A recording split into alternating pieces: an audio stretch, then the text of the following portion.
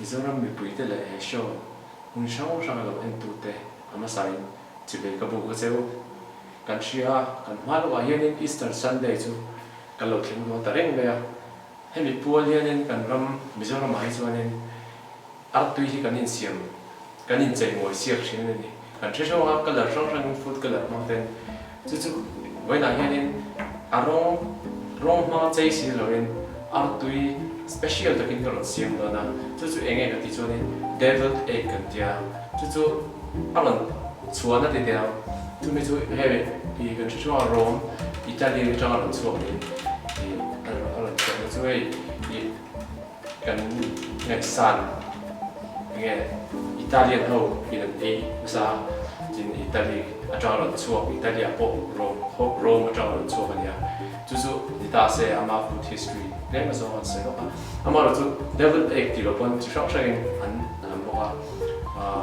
angels egg ten dia tin stuffed egg ten dia tin mimosa ten dia mimosa su tem in classic food to ka lakina mimosa le to na deviled egg ki nge ta lo ma ti chu lakina ko se fi ze ta e kan ba yin kan ingredients ti me la kan bo do e tam the am dar tian rồi sẽ thì so rất là thú menga ở đây lâu nan thì đến artui chum lo hẹn hồng ta này hẹn cái thua hẹn artui chum thì chum ta cái nào hay hay lo nó sẽ lo này hẹn mustard lo chứ còn không quá đến tại hẹn paprika ta chứ mà là thì mấy là cái nào còn sẽ thì này đó chứ còn trên hay chú Tania ta số chạy na không này cho nên đây black olive ta nên hết là hết chỉ là thêm hoạt động và cho tay tê lỗ hóa nên tại này chém tê nên quiz cần tiền đấy tiền làm bao ha anh ấy đâu tốt mẹ với na hệ số đầu tiên thì nên thiệp tuổi và sự phát triển mà sai đấy vì hệ số mà mấy người sinh share mấy người khác thì cái cái mong là sao thì mấy người sinh thì thì là thì xem cái chapter thì mình sắp sẵn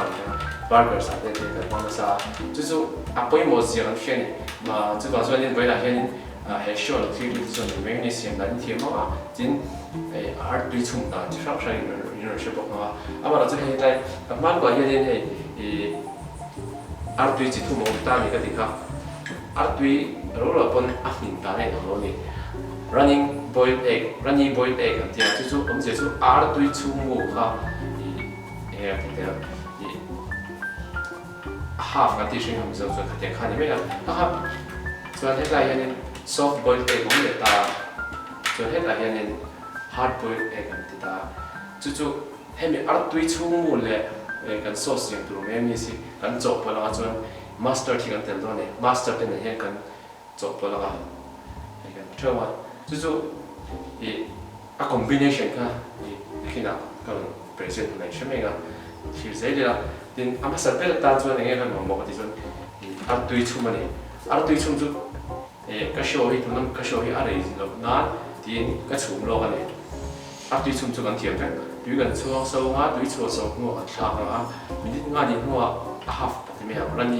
arani ayo kharani a chu mu kha arani do kan chuan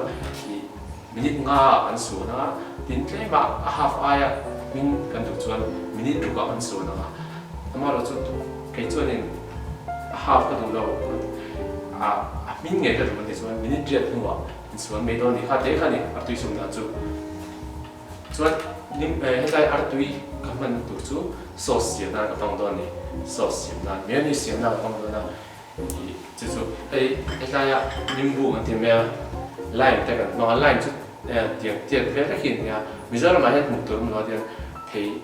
thu về em to citrus family cái thôn ta cái nông thể cái thôi bây giờ mà cho nimbu cái gì cái đồ anh em chú rồi ta sẽ mà sản phẩm anh tin nghe mayonnaise cái gì mà thì cả với một ta này sản xuất art tùy cái này cái đồ chú rồi thì giờ là đây mayonnaise cái gì mà đó mayonnaise nó cho nên anh cái nó art tùy cái nó art tùy à con anh cái nó thì cho nên art tùy chung một lại cái nó này artui chung avar lai chu kan pe a film lai me tia ring ka chu avar lai ka tia amara chu a chung mu a eng lai chi ka kan no chu I think kan la sha ta te po ha in thiam don ni sho lo te chu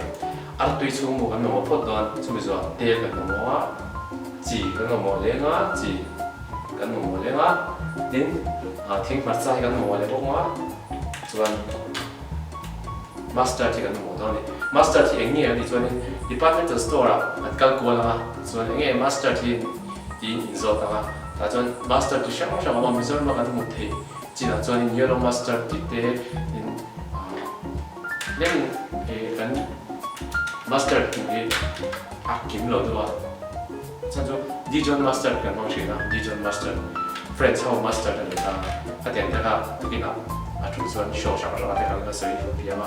in so si condiment feminine ta ka lo she ni ta sei le ro ma chuan ni lim bu ni kan so ko to ni kan mo po ma ka ta la ha chuan tin pa sa le chi ko sei to chuan artui chung pa ta hian te za ni kan te lo ti ka so na le the ni kan tel sa tur su artui quality si khanin kan te the ni artui chung mu artui quality sa le ka chuan tel kha ml sa ve kan to view ni tin artui chapa ma ya chuan ml sa so ti ve te kan no chi na chu chu tuna hen ka ta la to na hun ta ken ro thir do ne tuna artui chung mu e ka sang pho ta ma chu chu ka se ta ma ka garbage bolan ta bol lo shim shim ta hen ka da ze do na chu chu kan kitchen hi mo a fel fa e ma chu chu thi tu po han fel fa ta ka che thi kan zir mai ni kha she ze li lang yang su ke phot ta ni king khata illa thiam lo ni pan i han bo lo la ke chuan ni ka vai khat ti na ani lo we awangin yan ka thing khat tian kong we lo ta ni ai tian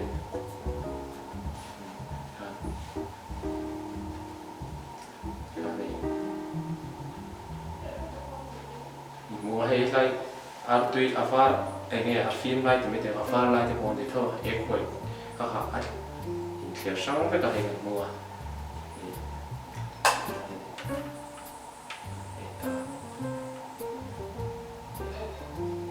sa ve ka artui pa mai ha kan mo te chu ni magnesium na chu ta magnesium tu ra kan ta lu thai yan artui var a enge ai yo eng lai kha lo sang ta chuan a thlir san na kan ta le lo ma chi tam ta ko ma ni ti kha ka sai du ma chu show hi a rei lo nan e kan kal do su su ma tiang chu ke ta ni chen a chan ve ka na ti pa thai chuan he ta kan la sama ti thing pui sa kan thlit dai am hi ni do me a tek ni chu nei kan la le le a nên kan ti le ai ni kan a sa se na ta ang kan tir le nga kan ni me ya pe kan ar tui mu ha kan la sang le ni kan man don lo bai ten kan da me nga chuanin Nastar hi kan so pen tur ni ya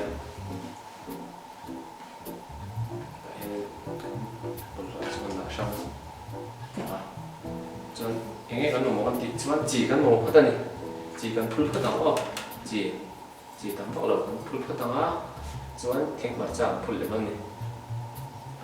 phul le a thing mar cha chu mi nu a master hle ma zo kan te ra master hi ka sei ta khanin chang sa le ti kha 어머니 가 시에다 엄마 그 샤오샤오 한테 나온 보가 하하 그만 누가 지 하는 한테 또 메도네 주안은 누나 주안 해가 뭐야 마스터 dom도와 지음도와 팅 마사도 전 님부터 이 라소도니 님부터 이 하 fresh 얘기 try so sa 아이즈 so 피 딱 뭐가 이러니 간 squeeze 전에 그냥 또 치 딱 뭐가 이러래 딱 뭐가 Sebab fresh ni hari ni. Ini dah nak pula.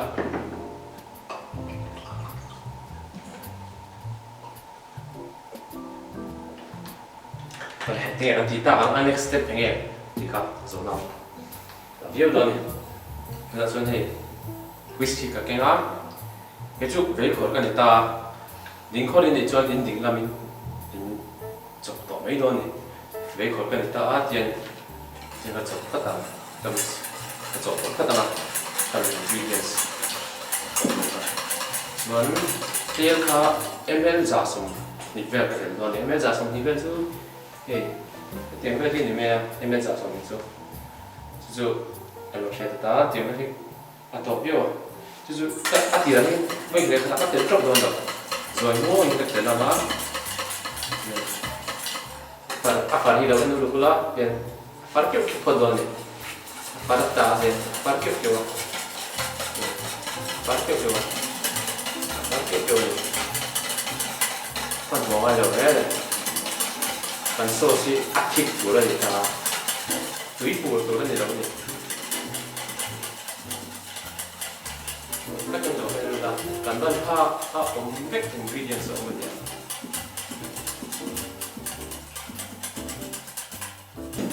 camera ăn chiên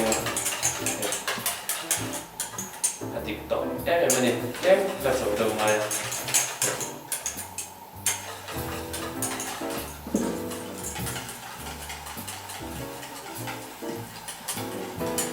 cái chắc thấy đâu rồi thì tiền phần bộ cái là chắc bộ rồi cái show là bên tu thể hiện lọc bụi cái đồ này rồi anh bây giờ mà hiện tại promote hàng ngày à chúng mình tự cho nên cái là dính xuống cái này cái show ấy cái buổi TV là một cái show này tu tập lâu mà thì cái gì cái lỗ mà rồi anh chúng ta cái show này show dễ tu bôi mình luôn sắp dễ tu nên cái song được chơi in tan cái là những cái này thì mình share sắp rồi rồi mình làm cho nên in support thế in du khẩu nó là thế bot in feedback ha cái thông số này thì mình share sắp rồi nhé mayonnaise chúng ta xem thế pa mayonnaise xem sai cắn lấy chuyện là cắn lấy nó sai chân chú cắn lấy chân chú cắn xem đã ăn thiểu nó vào hạt mấy à xem đã thêm mấy là chúng nghe lấy đủ đi cả chứ vậy em mình show là bên tôi được cho nên tôi đã đang chân mayonnaise xem đã nên thêm tổ đâu là chứ vậy department store là thế chân và mayonnaise lấy cả hai tổ đó này所以当他一直在那里头，一定做嘅嘢係發提到嚟咯，咩意思？seasoning 跟很多呢冷啲啲，聽話三個嘅冷啲啲，需要mayonnaise，很輕啦，下面lime 按摩，下面地圖都按摩，轉。聽話曬，我嚟講下自己嘅。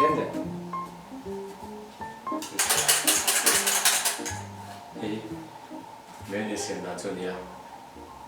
做得做，喺mayonnaise能買有些買做到呢。做喺個水蛋หั่ deviled egg 先到啦 ，deviled egg 先啦，喺 half boiled egg 咁紅嘅咯，而對粗冇，係min啦咁紅嘅咯，min得嘅。kan mau ni kan khet tin artuin chum khan chi te ngi ro kha han ki na khe o ti o sam do ni e artuin chum sa ri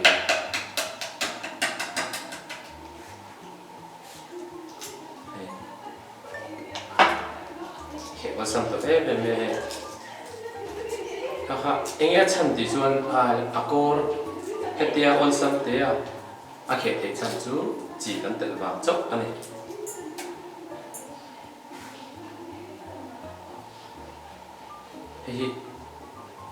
soft boiled egg kan chỉ ta hay bôi cần mong thấy thôi nè từ đó cần mong thấy rồi này cái ăn tươi chu một cái xí dầu min thấu xí mà đó chú đủ thứ sao mà min dầu thì mấy tiền chú cần mong thấy thôi à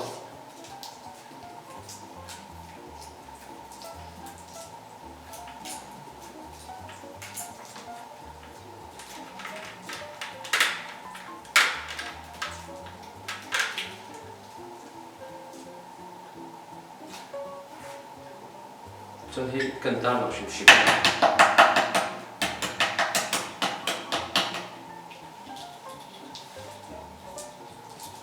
cái chỗ half cần tiêu xin khăn nó sẽ ta khăn tuy sau mình đi ngã xuống là chuột là cho nên ta tuy half mình mấy đòn này hay chuột một khá tế mấy khăn này ở tuy chung là trong sáng chung để có đâu cho nên hard boil khăn ta chân lại em ở bên đó này khăn đó amu hi gần là chuột mà amu hi gần là chuột mà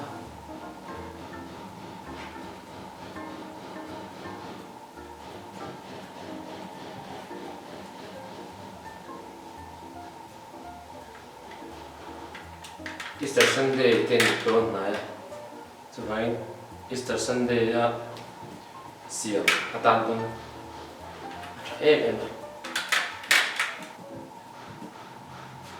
kan chop ko lo ha kan mayonnaise ne kan mayonnaise portion ni kam do le ka chu ba ni kan suak chen do ni kan ke da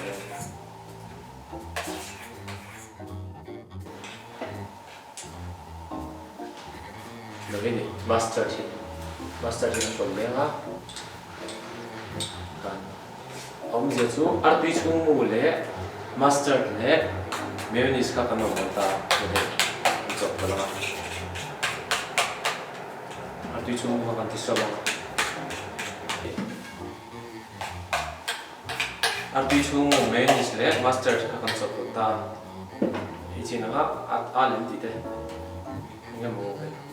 chỉ một cái là thiên vật sao một cái là cái present tôi cũng đã đi vào rồi nên có khả năng là xem đó rồi vào lên ăn không có chút nào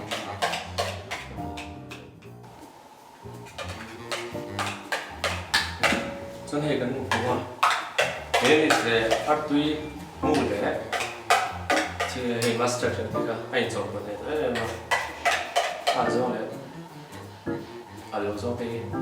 thế nào chỉ theo một cái đó chuẩn thì vẫn ra xem một cái đó cái này art tuy cô hiện cần tiền của mấy đôi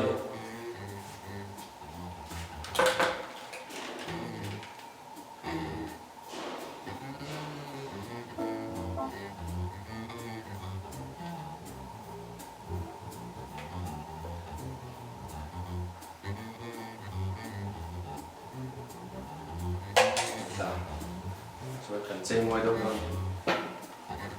nhưng nó chơi ngoài nó thì chơi hay cái này nó cần chơi của nó olive cái này á lấy olive green olive cái bông mà olive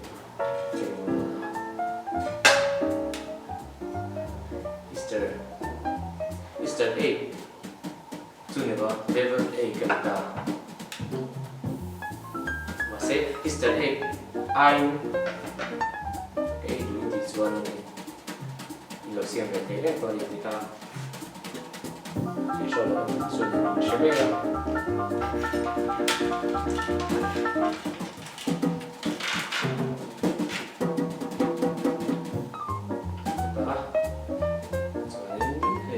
saya ke juga ini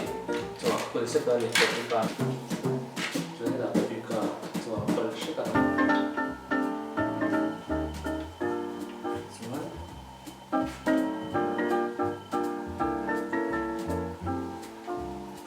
dan ya kan dia lah cuma cewek nato din kan soalnya lo mah mimosa kan tikan cina kasai zuaya kakak ada malam tu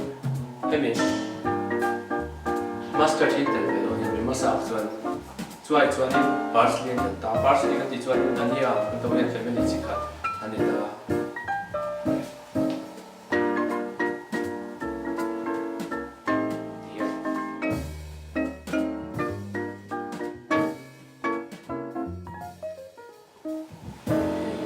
kecil siap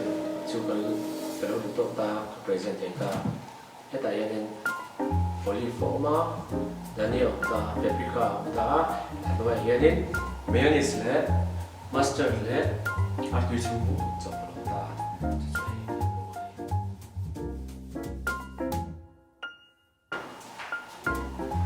oleh kalau present tu na plate plate tu aje ngồi để zuan nan tiang al olive này buat olive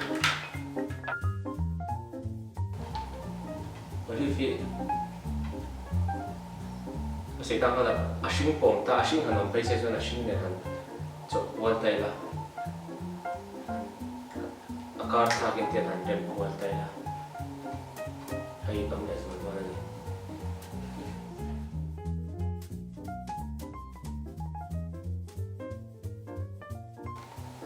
oleh itu nak, mana kesian, jadi tu tak itu, itu ni, ada yang tak baik. Reng meh, oleh fina wala, cuman, tu ingat tu lah tu, nah, itu macam kesedotan ni. Insya Allah tu tu nama ni ni lalu siapa pun nanti tu na. In picnic na mau channel til ti kom na itu pun adventure cila ni na mau ani mau ada han, in siapa ti fina dah, itu ni dia.